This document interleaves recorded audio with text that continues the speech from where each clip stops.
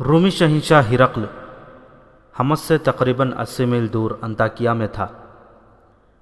اسے جب خبر ملی کہ حمص بھی ہاتھ سے نکل گیا ہے تو اس کے ہونٹوں پر ہلکا سا تبسم آ گیا، جیسے وہ اسی خبر کا منتظر تھا۔ اس کے سالار، مشیر اور شاہی خاندان کے افراد جانتے تھے کہ ہرقل کا یہ تبسم موت کی مسکراہٹ ہے اور اس تبسم میں قہر بھرا ہوا ہے۔ کیا تم بتا سکتے ہو عرب کے ان مسلمانوں نے حمص کس طرح لیا ہے؟ ہرقل نے خبر لانے والے سے پوچھا۔ تم سالار تو نہیں، کمانڈر ہو، جنگ کچھ سمجھتے ہوگے۔ تمہارا نام کیا ہے؟ سب سمجھتا ہوں، قیصر روم، خبر لانے والے نے کہا۔ میرا نام سازیرس ہے، ایک جیش کا کمانڈر ہوں۔ حمص ایک دھوکے نے ہم سے چھینا ہے۔ ہمارے سالاروں کو توقع تھی کہ مسلمان اتنی سردی برداشت نہیں کر سکیں گے اور محاصرہ اٹھا کر چلے جائیں گے۔ انہوں نے سردی کی شدت محاصرے میں گزار دی اور محاصرہ اس وقت اٹھا کر چلے گئے جب سردی کی شدت گزر گئی تھی اور درختوں کی کونپلیں پھوٹنے لگی تھیں، اور ہمارے سالار اس وقت قلعے میں بیٹھے رہے جب دشمن باہر سردی سے ٹھٹر رہا تھا۔ ہرقل نے کہا، ہمارے سالار دشمن پر اس وقت نہ جھپٹے جب سردی نے ان کی رگوں میں خون منجمد کر دیا تھا۔ پھر کیا ہوا؟ قیصر روم، سازیرس نے کہا، وہ جب کوچ کر گئے تو سالار ہربیس نے 5000 سواروں کے ایک دستے کو حکم دیا کہ مسلمانوں کے تعاقب میں جاؤ اور ان میں سے کوئی ایک بھی زندہ نہ رہے۔ ہم ان کے تعاقب میں گئے۔ جب ان کے قریب پہنچے تو انہوں نے پلٹ کر ہمیں گھیرے میں لے لیا۔ سازیرس نے ہرقل کو تفصیل سے بتایا کہ مسلمانوں نے انہیں کس طرح گھیرے میں لیا اور ان کے سواروں کو تباہ و برباد کر دیا ہے۔ ہمارا سالار ہربیس کہاں ہے؟ ہرقل نے پوچھا۔ کیا وہ زندہ ہیں؟ سازیرس نے کہا۔ وہ اس وقت وہاں سے نکل گئے تھے جب مسلمانوں کے سالار خالد بن ولید نے ہمارے پہلوان کو اپنے بازوؤں میں جکڑ لیا تھا اور پہلوان کی آنکھیں باہر آ گئی تھیں۔ کیا ہمارے پہلوان کو خالد بن ولید نے مار ڈالا ہے؟ ہرقل نے پوچھا۔ سازیرس کچھ دیر ہرقل کے منہ کی طرف دیکھتا رہا، پھر اس نے دائیں بائیں آہستہ سر ہلایا۔ مسلمان سالار نے ہمارے پہلوان کو بازوؤں میں دبوچ کر اس کی پسلیاں توڑ ڈالی تھیں، سازیرس نے کہا، اور وہ مر گیا۔ آفرین! ہرقل کے ہونٹوں سے سرگوشی پھیل گئی۔ یہ طاقت جسم کی نہیں۔ وہ اچانک جیسے بیدار ہو گیا ہو، اس نے جاندار آواز میں کہا، میں انہیں کچل دوں گا، انہیں آگے آنے دو۔ اس کی آواز اور زیادہ بلند ہو گئی، انہیں اور آگے آنے دو، اور آگے، جہاں سے وہ بھاگ نہیں سکیں گے۔ سالار اعلیٰ ابو عبیدہ رضی اللہ تعالیٰ عنہ اور خالد رضی اللہ تعالیٰ عنہ اور آگے چلے گئے تھے۔ انہوں نے حمص کے انتظامات کے لیے کچھ نفری وہاں چھوڑ دی تھی۔ حمص سے وہ اپنے دستوں کے ساتھ حمص سے آگے، ہما پھیراس سے آگے شیرس تک جا پہنچے تھے۔ وہاں سے انطاکیہ کا فاصلہ 35-40 میل کے درمیان تھا۔ انطاکیہ اہم ترین مقام تھا کیونکہ اسے ہرقل نے اپنا ہیڈ کوارٹر بنا لیا تھا اور وہیں رومیوں کی فوج کا اجتماع اور فوج کی تقسیم ہوتی تھی۔ مسلمانوں نے شیرس سے کوچ کیا۔ تھوڑی ہی دور گئے ہوں گے کہ رومیوں کا ایک قافلہ سا آتا نظر آیا۔ اس کی حفاظت کے لیے رومی فوجیوں کا چھوٹا سا ایک دستہ تھا۔ اس سے ظاہر ہوتا تھا کہ اونٹوں اور گاڑیوں کے اس قافلے میں فوجی سامان جا رہا ہے۔ خالد رضی اللہ تعالیٰ عنہ کے اشارے پر مجاہدین نے قافلے کو گھیرے میں لے لیا۔ رومی فوجیوں نے مقابلہ کرنے کی حماقت نہ کی۔ انہوں نے بتایا کہ یہ فوج کے کھانے پینے کا سامان ہے، اس میں ہتھیار بھی ہیں۔ ان سب کو پکڑ لیا گیا اور انہیں تاثر یہ دیا گیا کہ انہیں قتل کر دیا جائے گا۔ ہم نے آپ کا مقابلہ نہیں کیا۔ اس رومی فوجی قافلے کے کمانڈر نے جان بخشی کی التجا کرتے ہوئے کہا، ہم رومی نہیں، ہم تو ان کی رعایا ہیں، ہماری آپ کے ساتھ کوئی دشمنی نہیں۔ پھر دوستی کا ثبوت دو۔ انہیں کہا گیا، یہ بتا دو کہ انطاکیہ میں کیا ہو رہا ہے؟ آپ کی تباہی کا سامان تیار ہو رہا ہے، قافلے کے کمانڈر نے جواب دیا۔ وہاں بہت بڑی فوج اکٹھی کی جا رہی ہے، دور دور سے عیسائی قبیلے آپ کے خلاف لڑنے کے لیے جمع ہو رہے ہیں اور انہیں میدان جنگ میں لڑنے کے ڈھنگ سکھائے جا رہے ہیں۔ آپ نے ہماری جانیں ہمیں واپس کر دی ہیں تو ہم آپ کی جانیں بچاتے ہیں۔ قافلے کے ایک اور آدمی نے کہا، آپ آگے نہ جائیں، آپ کی نفری بہت تھوڑی ہے، اور انطاکیہ میں شہنشاہ ہرقل جو فوج اکٹھی کر چکا ہے وہ اتنی زیادہ ہے کہ آپ کا ایک بھی آدمی زندہ نہیں رہے گا۔ کیا اتنی زیادہ شکستوں نے اس کی کمر ابھی توڑی نہیں؟ مسلمانوں کے ایک سالار نے پوچھا۔ ہم اتنے بڑے لوگ نہیں کہ شہنشاہ تک رسائی حاصل کر سکیں، رومیوں کے کمانڈر نے کہا۔ ہم اس کے ساتھ بات کرنے کی جرت نہیں کر سکتے، لیکن اپنے سالاروں سے جو پتہ چلتا ہے وہ آپ کو بتاتے ہیں۔ ہرقل کی کمر اتنی کمزور نہیں کہ چند ایک شکستوں سے ٹوٹ جائے۔ اس نے اپنا دماغ اپنے ہاتھ میں رکھا ہوا ہے، اسے فتح حاصل ہوتی ہے تو وہ اپنے اوپر اس کا نشہ طاری نہیں کیا کرتا اور شکست سے وہ مایوس نہیں ہوا کرتا۔ وہ جو حسین ترین اور نوجوان لڑکیوں اور شراب کا رسیا ہے، اب شراب تو پیتا ہوگا لیکن اپنی پسندیدہ لڑکیوں کو بھی اپنے سامنے نہیں آنے دیتا۔ وہ تو راتوں کو شاید سوتا بھی نہیں ہوگا۔ دوسرے نے کہا، اس پر ایک جنون سوار ہے، فوج اکٹھی کرو۔ اس کے آدمی بستی بستی جا کر لوگوں سے کہہ رہے ہیں کہ مسلمان طوفان کی طرح آ رہے ہیں اور وہ تمہارے مذہب کو اور تمہاری عورتوں کو اپنے ساتھ اڑا لے جائیں گے۔ لوگ قبیلہ در قبیلہ مذہب کے نام پر اور اپنی عورتوں کو مسلمانوں سے بچانے کی خاطر انطاکیہ میں آ رہے ہیں۔ آپ نے آگے جانا ہے تو زیادہ فوج لے کر آئیں ورنہ رک جائیں۔ اب شہنشاہ ہرقل زیادہ وقت نئی فوج کی تنظیم اور ترتیب میں گزارتا ہے اور کہتا ہے کہ مسلمانوں کو آگے آنے دو، انہیں اور آگے آنے دو۔ اس نے یہ بھی کہا ہے، ایک اور بولا، اب اپنی فوج کی ہر پسپائی میرے دل کو مضبوط کرتی ہے۔ میری فوج کی ہر پسپائی عرب کے ان مسلمانوں کو میرے جال میں لا رہی ہے۔ اس قافلے سے جو صورتحال ابو عبیدہ رضی اللہ تعالیٰ عنہ اور خالد رضی اللہ تعالیٰ عنہ کو معلوم ہوئی وہ غلط نہیں تھی۔ پہلے ذکر ہو چکا ہے کہ ہرقل روایتی شہنشاہ نہیں تھا، وہ اپنے وقت کا فن حرب و ضرب کا ماہر جنگجو تھا اور وہ میدان جنگ کا شاطر جرنیل تھا۔ ابو عبیدہ رضی اللہ تعالیٰ عنہ اور خالد رضی اللہ تعالیٰ عنہ کو ان اطلاعات نے جو انہیں اس قافلے سے ملی وہیں رکنے پر مجبور کر دیا۔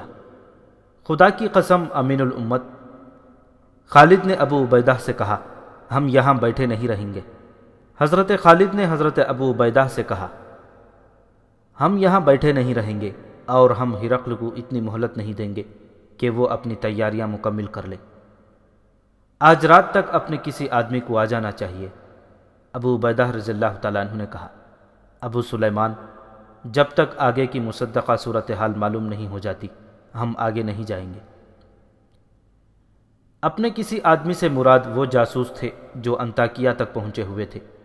خالد رضی اللہ تعالیٰ عنہ نے اپنی سپہ سالاری کے دور میں جاسوسی کے نظام کو باقاعدہ اور منظم کر دیا تھا اور جاسوسوں کو دور دور تک پھیلا دیا تھا۔ مسلمان جاسوس جان کی بازی لگا کر بڑی قیمتی معلومات لے آتے تھے۔ مورخوں کے مطابق ہرقل نے اپنی فوج کی پے در پے شکستوں کی خبریں سن سن کر اس حقیقت کو قبول کر لیا تھا کہ وہ مسلمانوں کو بکھری ہوئی لڑائیوں میں شکست نہیں دے سکتا۔ ایک شکستیں تو وہ تھیں جو رومی فوج کو خالد رضی اللہ تعالیٰ عنہ پھر ابو عبیدہ رضی اللہ تعالیٰ عنہ نے دی تھیں، اور دوسری وہ تھیں جو دوسرے سالار شام کے دوسرے علاقوں میں رومیوں کو دیتے چلے جا رہے تھے۔ مسلمانوں کو فیصلہ کن شکست دینے کا ایک ہی طریقہ تھا، انہیں کسی ایک میدان میں اکٹھا ہونے پر مجبور کیا جائے اور ان کے خلاف ان سے کئی گنا زیادہ فوج میدان میں اتاری جائے۔ چنانچہ اس نے نئی اور بہت بڑی فوج تیار کرنی شروع کر دی۔ مسلمانوں نے جب حمص پر قبضہ کیا اس وقت تک اس کی نئی فوج کی نفری 1.5 لاکھ ہو چکی تھی۔ انطاکیہ سے 40 میل دور ابو عبیدہ رضی اللہ تعالیٰ عنہ اور خالد رضی اللہ تعالیٰ عنہ اپنے دستوں کے ساتھ رکے ہوئے تھے۔ اس سے 2 روز بعد جب انہوں نے رومیوں کا قافلہ پکڑا تھا، مسلمان مغرب کی نماز کی تیاری کر رہے تھے کہ ایک گھوڑ سوار پڑاؤ کی طرف آتا دکھائی دیا۔ اتنی دور سے پتہ نہیں چلتا تھا کہ وہ رومیوں کا کوئی فوجی سوار ہے یا کوئی مسافر ہے۔ پڑاؤ سے کچھ دور اس نے گھوڑا موڑ لیا اور پڑاؤ کے ارد گرد گھوڑا دوڑانے لگا، جیسے پہچاننے کی کوشش کر رہا ہو۔ اس کا لباس مسلمانوں جیسا نہیں تھا۔ پکڑ لاؤ اسے، کسی کمانڈر نے اپنے سواروں کو حکم دیا۔ سوار ابھی گھوڑوں پر زینے ڈال رہے تھے کہ اس اجنبی سوار نے گھوڑا پڑاؤ کی طرف موڑ دیا۔ اللہ اکبر، اس نے نعرہ لگایا اور قریب آ کر اس نے بڑی بلند آواز میں کہا، میں اپنے پرچم کو پہچاننے کی کوشش کر رہا تھا۔ ابن احدی، کسی نے کہا، اور چند ایک مجاہدین اس کی طرف دوڑے۔ ایک نے کہا، خدا کی قسم ہم اب بھی تجھے رومی فوجی سمجھ رہے ہیں۔ کیا یہ لباس اس رومی کا نہیں جسے تو نے قتل کیا ہوگا؟ ایک نے پوچھا۔ ابن احدی کسی کو بتا نہیں سکتا تھا کہ وہ جاسوس ہے اور انطاکیہ سے آیا ہے۔ وہ ابو عبیدہ رضی اللہ تعالیٰ عنہ کے خیمے میں چلا گیا۔ وہ ان 3-4 جاسوسوں میں سے تھا جو 1.5-2 مہینوں سے انطاکیہ گئے ہوئے تھے۔ تجھ پر اللہ کی سلامتی ہو ابن احدی، ابو عبیدہ رضی اللہ تعالیٰ عنہ نے اسے گلے لگا کر کہا، ہم انطاکیہ کی خبر کے انتظار میں بیٹھے ہیں۔ ابن احدی نے خالد رضی اللہ تعالیٰ عنہ کے ساتھ مصافحہ کیا۔ خالد نے بھی اسے گلے لگا لیا۔ کیا خبر لائے ہو؟ سیاہ کالی گھٹا انطاکیہ کے افق سے اٹھ رہی ہے۔ ابن احدی نے عربوں کے مخصوص شاعرانہ انداز میں کہا، اس گھٹا سے جو مہ برسے گا وہ زمین پر سیلاب بن کر چٹانوں کو بھی بہا لے جائے گا۔ امین الامت اور ابن ولید، اللہ نے تمہیں اشارہ دیا ہے کہ آگے نہ جانا۔ ہمیں یہ اشارہ دشمن کے ایک قافلے نے دیا ہے۔ ابو عبیدہ رضی اللہ تعالیٰ عنہ نے کہا، یہ رومیوں کا فوجی قافلہ ہے جسے ہم نے پکڑ لیا ہے۔ اسے اللہ کا بھیجا ہوا قافلہ سمجھ امین الامت۔ ابن احدی نے کہا، اب پوری بات مجھ سے سن۔ انطاکیہ کے اندر اور باہر لشکر کے سپاہیوں اور گھوڑوں کے سوا کچھ اور نظر نہیں آتا۔ انطاکیہ کے گرد و نواح میں دور دور تک خیموں کا جنگل ہے جو بڑھتا ہی جا رہا ہے۔ ہرقل نے جو منصوبہ بنایا ہے وہ بہت خطرناک ہے۔ کیا تیری خبر مصدقہ ہو سکتی ہے؟ خالد رضی اللہ تعالیٰ عنہ نے پوچھا۔ میں ہرقل کی فوج کے ایک ٹولے کا کمانڈر ہوں ابو سلیمان، ابن احدی نے مسکراتے ہوئے کہا۔ رومیوں کی اس وقت یہ حالت ہے کہ جو کوئی انطاکیہ کے دروازے پر جا کر کہے کہ فوج میں بھرتی ہونے آیا ہوں تو اس کے لیے شہر کے سارے دروازے کھل جاتے ہیں۔ ابن احدی جس طرح انطاکیہ کی فوج میں شامل ہوا تھا اس نے تفصیلات سنائیں۔ وہ اپنے ساتھیوں کے ساتھ عیسائی عرب بن کر انطاکیہ گیا تھا۔ انہیں اسی وقت فوج کے حوالے کر دیا گیا۔ اس روز گھوڑ دوڑ کے میدان میں شہ سواری، تیغ زنی اور دوڑتے گھوڑوں سے تیر نشانے پر چلانے کے مقابلے ہو رہے تھے۔ ان میں ہر کوئی شامل ہو سکتا تھا۔ ابن احدی اپنی فوج کا مشہور شہ سوار تھا اور بڑا ہی خوبصورت جوان۔ وہ مقابلے میں اس طرح شریک ہوا کہ میدان میں جا کر گھوڑا چکر میں دوڑایا اور تلوار نکال کر تیغ زن سواروں کو مقابلے کے لیے للکارا۔ ایک سوار اس کے مقابلے میں اترا، وہ رومی تھا۔ اگر تجھے اپنے بازوؤں اور اپنے گھوڑے پر پورا بھروسہ ہے تو میرے مقابلے میں اے اجنبی سوار۔ ابن احدی نے اسے کہا، میری تلوار تیرے خون کی پیاسی تو نہیں، لیکن اس کے سامنے تیری تلوار آئے گی تو تیری تلوار کے مقابلے میں میری برچھی آئے گی، اے بدقسمت اجنبی۔ دوسرے سوار نے کہا، اگر تجھے زندگی عزیز نہیں تو آجا۔ ابن احدی نے گھوڑا اس کے ارد گرد دوڑایا اور اسے للکارا۔ رومی سوار گھوڑے کو کچھ دور لے گیا اور گھوڑا موڑ کر ایڑ لگائی۔ اس نے برچھی نیزہ بازی کے انداز سے آگے کر لی تھی۔ ابن احدی اس کی طرف منہ کر کے کھڑا رہا۔ رومی کی رفتار اور تیز ہو گئی۔ جب اس کی برچھی کی انی ابن احدی کے سینے سے تھوڑی ہی دور رہ گئی تھی تو وہ اس قدر پھرتی سے گھوڑے کی دوسری طرف جھک گیا جیسے وہ گھوڑے پر تھا ہی نہیں۔ رومی کی برچھی ہوا کو کاٹتی آگے نکل گئی۔ ابن اہدی گھوڑے پر سیدھا ہوا اور اپنے گھوڑے کی لگام کو جھٹکا دیا۔ اس کا گھوڑا دوڑا اور فوراً ہی مڑ کر رومی کے پیچھے چلا گیا۔ رومی اپنا گھوڑا موڑ رہا تھا کہ ابن اہدی اس تک جا پہنچا اور تلوار سے اس کی برچھی توڑ دی۔ رومی نے گھوڑا موڑ کر تلوار نکال لی، لیکن وہ ابن اہدی پر صرف ایک وار کر سکا، جو ابن اہدی نے بچا لیا، اور فوراً ہی اس مسلمان شہ سوار کی تلوار رومی سوار کے پہلو میں اتر گئی۔ وہ اس پہلو کی طرف لڑک گیا۔ اسے گرتا دیکھ کر ایک رومی سوار ابن اہدی کے مقابلے میں آیا۔ وہ آتا نظر آیا اور تماشائیوں نے اسے گھوڑے سے گرتے دیکھا۔ ایک اور سوار میدان میں آیا۔ رک جاؤ! ہرقل کی گرجدار آواز سنائی دی۔ ادھر آ شہ سوار! ابن اہدی نے گھوڑا ہرقل کے سامنے جا روکا۔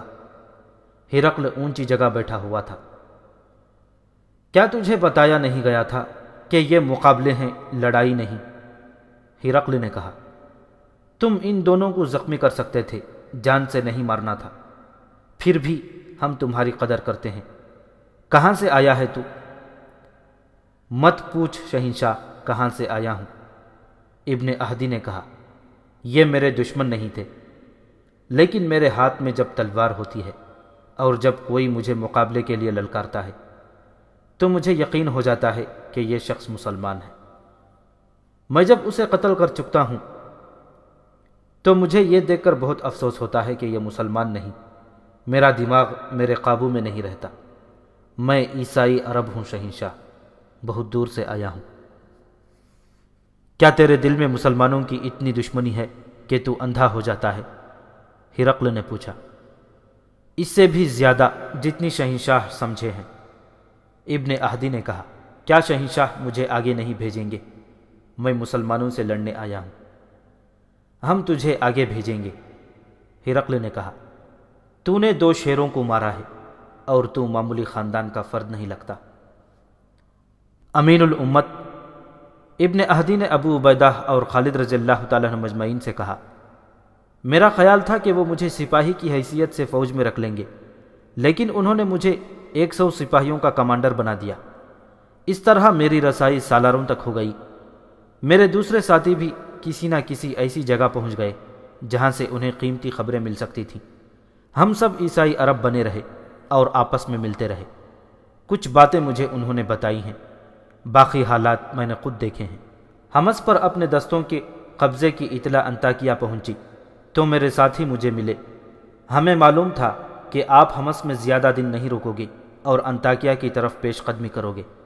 ہم تمہیں حمص میں ہی روکنا چاہتے تھے۔ تمہیں آگے کے خطرے سے خبردار کرنا ضروری تھا۔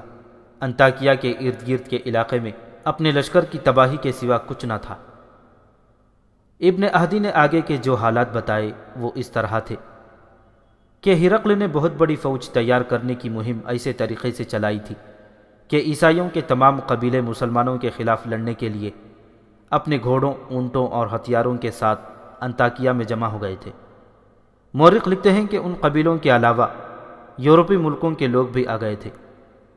روم، یونان اور آرمینیا کے رہنے والے بھی بہت بڑی تعداد میں آئے تھے۔ ان سب کو اس فوج کے ساتھ ملا کر جو پہلے موجود تھی، ہرقل کی فوج کی تعداد 1.5 لاکھ ہو گئی تھی۔ اس اتنے بڑے لشکر کو 30-30 ہزار کے 5 حصوں میں تقسیم کر دیا گیا تھا۔ ہر حصے کا جو سالار مقرر کیا گیا تھا وہ تجربے کار اور منتخب تھا۔ ان 5 سالاروں میں ایک کا نام ماہان تھا، جو آرمینیا کا بادشاہ اور اپنے وقتوں کا مانا ہوا ماہر سپہ سالار تھا۔ دوسرا غسان کا حکمران جبلہ بن ایہم تھا، جو اپنی فوج ساتھ لایا تھا اور اسی کا وہ سپہ سالار تھا۔ تیسرا روس کا ایک شہزادہ قناطیر تھا۔ چوتھے کا نام گریگری اور 5ویں کا دیرجان تھا۔ یہ سب عیسائی تھے اور انہوں نے اسے صلیب اور ہلال کی جنگ بنا دیا تھا۔ 1.5 لاکھ کے اس لشکر کا سالار اعلیٰ ماہان تھا۔ ہرقل نے اس لشکر کو اپنے بہتر ہتھیاروں سے مسلح کر کے اور جب یہ تیار ہو کر 5 حصوں میں تقسیم ہو گئے تو ہرقل نے بلند جگہ کھڑے ہو کر گلا پھاڑ پھاڑ کر کہا، صلیب کے پاسبانوں، تم جس جنگ کے لیے اکٹھے ہوئے ہو یہ کسی ملک کو فتح کرنے کے لیے نہیں لڑی جائے گی، یہ تمہارے مذہب اور تمہاری عزت کی جنگ ہے۔ ایک نیا مذہب ہمارے مذہب کے خلاف اٹھا ہے، ہمارا یہ فرض ہے کہ اس مذہب کو، جو دراصل کوئی مذہب نہیں، ختم کر دے۔ مسلمانوں کی فوج 40,000 سے زیادہ نہیں، تم ان کی ہڈیاں بھی پیس ڈالو گے۔ ہمیں بتایا گیا ہے کہ ہماری فوج میں مسلمانوں کی دہشت پھیل گئی ہے۔ یہ سب سنی سنائی باتیں ہیں۔ مسلمانوں نے جہاں بھی ہماری فوج پر حملہ کیا ہے چوروں کی طرح کیا ہے، اور وہاں ہماری نفری تھوڑی تھی۔ وہ کوئی جن بھوت نہیں، تمہاری طرح انسان ہیں۔ وہ لٹیرے ہیں جو تمہارے گھروں میں گھس آئے ہیں، لیکن وہ تمہارا صرف مال و اموال نہیں لوٹتے، وہ تمہارا مذہب اور تمہاری عزت لوٹنے آئے ہیں۔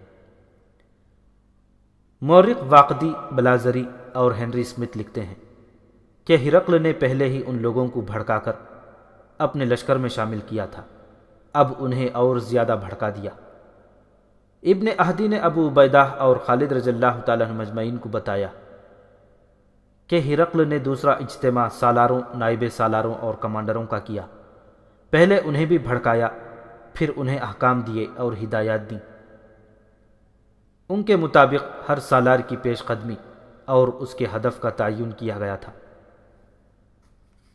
ایک دہشت ناک منصوبہ تھا جو اتنے بڑے لشکر سے آسانی سے کامیاب ہو سکتا تھا۔ ہدف حمص تھا اور دوسرا دمشق۔ اس کے ساتھ ہی مسلمانوں کی تمام تر فوج کو، جس کی نفری تقریباً 40,000 تھی، گھیرے میں لے کر ختم کرنا تھا۔ ہرقل نے گھیرا ڈالنے کا بڑا اچھا منصوبہ کیا تھا۔ اس کے سالار قناطیر کو اپنے 30,000 کے لشکر کے ساتھ انطاکیہ سے سمندر کے ساتھ ساتھ بیروت تک پہنچنا اور وہاں سے دمشق کی طرف مڑ جانا تھا۔ اس کا کام یہ تھا کہ مسلمان آگے سے پسپا ہو کر دمشق کی طرف آئیں تو قناطیر کا لشکر ان پر حملہ کر دے۔ جبلہ بن ایہم نے حمص کی طرف جا کر مسلمانوں کی پیش قدمی کو روکنا اور انہیں ختم کرنا تھا۔ مورخوں نے لکھا ہے کہ حمص پر حملہ کرنے والے لشکر میں صرف عرب عیسائی تھے، جن کی تعداد 30,000 تھی۔ ہرقل نے کہا تھا کہ وہ عربوں کے خلاف عربوں کو لڑانا چاہتا ہے، لوہے کو لوہا ہی کاٹ سکتا ہے۔ یہ ہرقل کے تاریخی الفاظ تھے۔ حمص کے علاقے میں ہرقل کے ایک اور سالار دیرجان کو بھی جانا تھا۔ اس نے جبلہ سے الٹی سمت سے پیش قدمی کرنی تھی تاکہ مسلمان کسی طرف سے بھی نہ نکل سکے۔ سالار گریگری کو ایک اور سمت سے حمص کے علاقے میں پہنچنا اور مسلمانوں پر حملہ کرنا تھا۔ اس طرح صرف حمص اور گرد و رواح کے علاقے میں مسلمانوں پر حملہ کرنے والی رومی فوج کی تعداد 90,000 تھی۔ ماہان جو سالار اعلیٰ تھا، اسے اپنا 30,000 کا لشکر کہیں قریب رکھنا تھا تاکہ جہاں کہیں اس کی ضرورت پڑے وہ پہنچے۔ تجھ پر اللہ کی سلامتی ہو ابن اہدی، ابو عبیدہ رضی اللہ تعالیٰ عنہ نے ہرقل کا تمام تر منصوبہ سن کر کہا، خدا کی قسم، تو نے اپنا گھر جنت میں بنا لیا ہے۔ اگر تو یہ خبریں لے کر نہ آتا تو خود سوچ کہ ہمارا انجام کیا ہوتا۔ ابو سلیمان، ابو عبیدہ رضی اللہ تعالیٰ عنہ نے خالد سے کہا، کیا تو نے محسوس نہیں کیا کہ ہم اتنے بڑے لشکر کا مقابلہ کرنے کے قابل نہیں؟ خالد رضی اللہ تعالیٰ عنہ جو میدان جنگ میں دشمن کے اعصاب پر چھا جایا کرتے تھے، چپ چاپ ابو عبیدہ کو دیکھ رہے تھے۔ کیا ہمیں پیچھے نہیں ہٹ جانا چاہیے ابو سلیمان؟ ابو عبیدہ رضی اللہ تعالیٰ عنہ نے پوچھا۔ امین الامت، خالد نے آہ بھر کر کہا، پیچھے ہٹنا ایک ضرورت ہے، لیکن پیچھے ہٹنا میری فطرت نہیں۔ خدا کی قسم ابو سلیمان، جو تو سوچ سکتا ہے وہ شاید میں نہ سوچ سکوں۔ ابو عبیدہ رضی اللہ تعالیٰ عنہ نے کہا، اس وقت اپنی ذات کو نہ دیکھ، اپنے ساتھیوں کو اور ان کے انجام کو دیکھ اور بتا ہم کیا کریں۔ ہاں ابن عبداللہ، خالد رضی اللہ تعالیٰ عنہ نے ابو عبیدہ رضی اللہ تعالیٰ عنہ کو دوسرے نام سے پکارتے ہوئے کہا، میں اس حقیقت کو دیکھ کر بات کروں گا جو ہمارے سامنے ہے، اور یہ طوفان جو آ رہا ہے اسے روکنا ہمارے بس کی بات نہیں، لیکن ہمیں اس اللہ کو بھی منہ دکھانا ہے جس کے نام پر ہم یہاں تک اپنا اور اپنے دشمن کا خون بہاتے پہنچے ہیں۔ ہماری جانیں اسی کی امانت ہیں۔ پہلا کام یہ کر کہ اپنے تمام سالاروں کو جہاں جہاں وہ ہیں دستوں سمیت ایک جگہ اکٹھا کر لے۔ اور ان جگہوں کا کیا بنے گا جو ہمارے قبضے میں ہیں؟ ابو عبیدہ رضی اللہ تعالیٰ عنہ نے پوچھا۔ امین الامت خالد رضی اللہ تعالیٰ عنہ نے کہا، تو یقیناً دشمن کے ارادے کو سمجھتا ہے۔ وہ فیصلہ کن جنگ لڑنے آ رہا ہے اور ہر طرف سے آ رہا ہے، آگے سے، پیچھے سے، دائیں اور بائیں سے۔ اور تو نے ابن اہدی سے سن لیا ہے کہ ہرقل نے ہماری پسپائی کے راستے روکنے کا بھی انتظام کر دیا ہے۔ ابن عبداللہ قیصر روم ہمارے دستوں کو وہیں گھیرے میں لے لینا چاہتا ہے جہاں جہاں وہ ہیں۔ یہ تو اللہ کا احسان عظیم ہے کہ ہمیں دشمن کے منصوبے کا پہلے ہی علم ہو گیا ہے۔ کیا اس سے یہ ظاہر نہیں ہوتا کہ اللہ تبارک و تعالیٰ کو ہماری شکست منظور نہیں؟ ابو عبیدہ رضی اللہ تعالیٰ عنہ نے کہا، اللہ ہمارے ساتھ ہے امین الامت۔ خالد نے کہا، لیکن اللہ ان کی مدد نہیں کیا کرتا جو اپنے آپ کو دشمن اور حالات کے رحم و کرم پر پھینک دیتے ہیں۔ ہرقل ہمیں بکھرا ہوا رکھنا چاہتا ہے۔ تمام سالاروں کو وہ تمام جگہیں چھوڑنی پڑے گی جو ہمارے قبضے میں ہیں۔ اگر اللہ نے ہمیں فتح عطا کی تو یہ سب جگہیں ہماری ہوں گی۔ ہمیں کہاں اکٹھے ہونا چاہیے؟ ابو عبیدہ رضی اللہ تعالیٰ عنہ نے پوچھا۔ جہاں صحرا ہمارے عقب میں ہو۔ جتنی آسانی اور تیزی سے ہم صحرا میں حرکت کر سکتے ہیں اتنی تیزی سے ان علاقوں میں نہیں کر سکتے جہاں ہم اس وقت موجود ہیں۔ صحرا میں ہمارا دشمن نہیں لڑ سکتا۔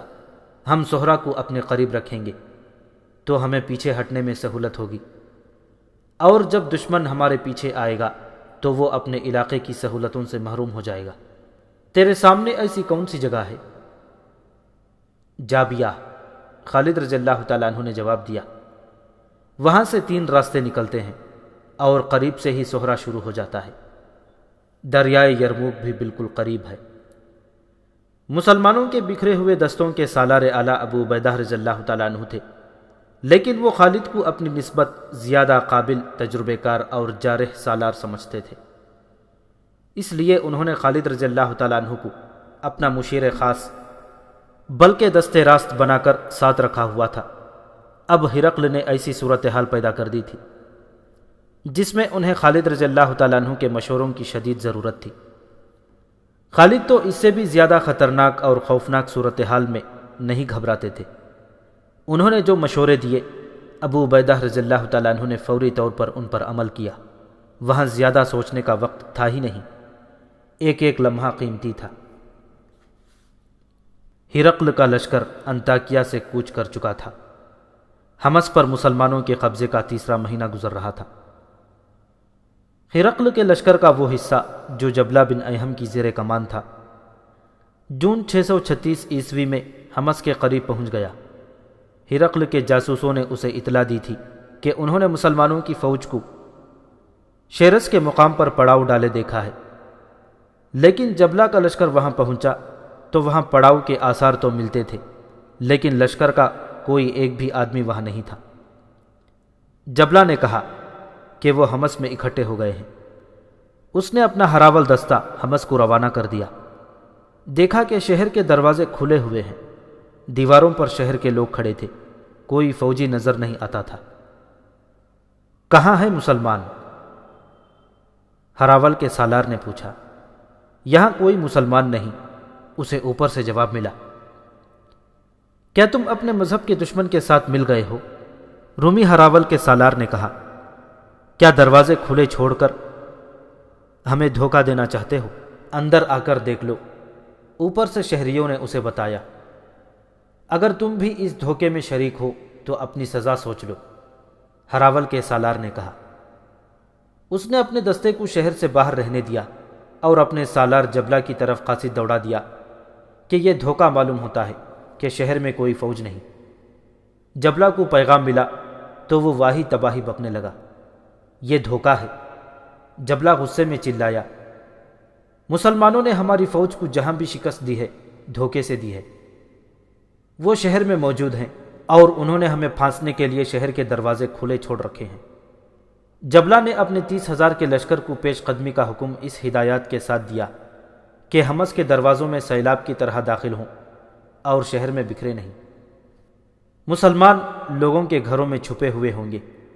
اسے خطرہ یہ نظر آ رہا تھا کہ اس کا لشکر شہر میں بکھر گیا تو مسلمان اس کے سپاہیوں کو چن چن کر ماریں گے۔ یہ سیلاب کی ہی مانند شہر میں داخل ہوئے اور مسلمانوں کو للکارنے لگے کہ وہ باہر آئیں، لیکن کوئی مسلمان باہر نہ آیا۔ جبلہ نے خطرہ مول لے کر ہر گھر کی تلاشی کا حکم دیا۔ سپاہی لوگوں کے گھروں پر ٹوٹ پڑے۔ تلاشی کے بہانے انہوں نے گھروں میں لوٹ مار کی اور عورتوں پر دست درازی کی۔ شہری چیختے چلاتے باہر آ گئے۔ تم سے تو وہ اچھے تھے جو چلے گئے ہیں۔ تم نے اپنے مذہب کا بھی احترام نہیں کیا۔ ہمارے مذہب کا احترام مسلمانوں نے کیا تھا۔ وہ ہم سے لیا ہوا جزیہ واپس کر گئے ہیں۔ وہی اچھے تھے، وہی اچھے تھے۔ مسلمان تمہاری طرح لٹیرے نہیں تھے۔ جبلہ بن ایہم شہر کے مردوں اور عورتوں کی چیخ و پکار اور آہ و بکا سنتا رہا۔ اسے یقین ہو گیا تھا کہ مسلمان چلے گئے ہیں۔ اس نے جب اپنے ہم مذہب لوگوں کی زبان سے یہ الفاظ سنے کہ مسلمان اچھے تھے اور وہ تمہاری طرح لٹیرے نہیں تھے، اور یہ کہ انہوں نے جزیہ واپس کر دیا تھا، تو اس نے اپنے لشکر کو اکٹھا کیا۔ شکست تمہارے مقدر میں لکھ دی گئی ہے۔ جبلہ نے اپنے لشکر سے کہا، آج پہلی بار مجھے پتہ چلا ہے کہ مسلمانوں کی فتح کا باعث کیا ہے اور کیوں ہر قصبے اور ہر شہر کے لوگ ان کا استقبال کرتے ہیں۔ یہ اہل صلیب کا شہر ہے۔ مسلمانوں نے ان کی عزت اور آبرو پر ہاتھ نہیں ڈالا۔ تم بھی اہل صلیب ہو، مگر تم نے ان کی آبرو پامال کر دی ہے اور ان کے گھروں سے قیمتی سامان اٹھا لائے ہو۔ تم لڑنے نہیں آئے، لوٹ مار کرنے آئے ہو اور کہتے پھرتے ہو کہ مسلمانوں میں کوئی غیبی طاقت ہے۔ تم نے لڑے بغیر یہ شہر لے لیا ہے۔ اگر تمہارا ایمان ہوتا تو تمہیں نہ لوٹ مار کی ہوش رہتی، نہ تم کسی عورت کی طرف دیکھتے۔ جو سامان تم نے لوگوں کے گھروں سے اٹھایا ہے وہ یہاں رکھ دو۔ جزیے کی واپسی ایک تاریخی حقیقت ہے۔ بلازری ابو سعید ابن حشام اور طبری نے لکھا ہے کہ خالد رضی اللہ تعالیٰ عنہ کے مشورے پر جب سالار اعلیٰ ابو عبیدہ رضی اللہ تعالیٰ عنہ نے مفتوحہ قصبے اور شہر چھوڑ کر جابیہ کے مقام پر تمام دستوں کو اکٹھا ہونے کا حکم دیا تو انہوں نے حمص کے چند ایک سرکردہ افراد کو بلایا اور انہیں بتایا کہ وہ حمص سے جا رہے ہیں۔ پہلے تو ان افراد کو یقین نہ آیا۔ جب یقین آیا تو انہوں نے افسوس کا اظہار کیا۔ ہم نے پہلی بار عدل و انصاف دیکھا تھا۔ ایک شہری نے کہا، ہم نے ظلم، جبر اور بے انصافی کا راج دیکھا تھا۔ آپ ہمیں عدل و انصاف اور عزت و آبرو سے محروم کر کے پھر ہمیں ظالموں کے حوالے کر کے جا رہے ہیں۔ اللہ نے چاہا تو ہم پھر آ جائیں گے۔ ابو عبیدہ رضی اللہ تعالیٰ عنہ نے کہا، میں نے تمہیں وہ جزیہ واپس دینے کے لیے بلایا ہے جو ہم نے تم سے وصول کیا تھا۔ نہیں، شہریوں کے نمائندوں نے متفقہ طور پر احتجاج کیا، ہم اپنا جزیہ واپس نہیں لیں گے۔ یہ جزیہ ہم پر حرام ہو گیا ہے۔ ابو عبیدہ رضی اللہ تعالیٰ عنہ نے کہا، ہم نے تم سے اس معاہدے پر جزیہ لیا تھا کہ ہم تمہاری حفاظت کی ذمہ دار ہوں گے، لیکن ہم تمہیں ان لوگوں کے رحم و کرم پر چھوڑ کر جا رہے ہیں جنہیں تم ظالم اور جابر سمجھتے ہو۔ ہم تمہاری حفاظت اور سلامتی کا معاہدہ پورا نہیں کر سکے۔ تم اپنا جزیہ واپس لے جاؤ اور یہ تمام شہریوں کو واپس کر دینا۔ ایک مورخ ابو یوسف نے لکھا ہے کہ حمص کے شہری جو پہلے ہی مسلمانوں کے سلوک، انتظام اور عدل و انصاف سے متاثر تھے، جزیے کی واپسی سے اور زیادہ متاثر ہوئے۔ حد یہ کہ حمص میں جو یہودی مقیم تھے، ان کے نمائندے نے ابو عبیدہ رضی اللہ تعالیٰ عنہ سے کہا کہ حمص میں اب وہی حکمران داخل ہو سکے گا جو فوجی طاقت کے بل بوتے پر آئے گا۔ ورنہ وہ کسی اور کو اپنے اوپر حاکم تسلیم نہیں کریں گے۔ ایک یہودی کے منہ سے مسلمانوں کی حمایت کے الفاظ اس وجہ سے بھی حیران کن ہیں کہ یہودی مسلمانوں کے بدترین دشمن تھے۔